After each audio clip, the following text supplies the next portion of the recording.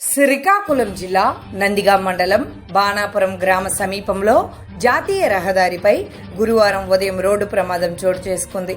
ఆగి ఉన్న ఆర్టీసీ బస్సును వెనుక నుంచి లారీ ఢీకొట్టింది. ఈ ప్రమాదంలో 3 ప్రయాణికులకు స్వల్ప గాయాలయ్యాయి. టెక్కలి నుంచి పలాస వస్తుండగా ఈ ప్రమాదం చోటు చేసుకుంది.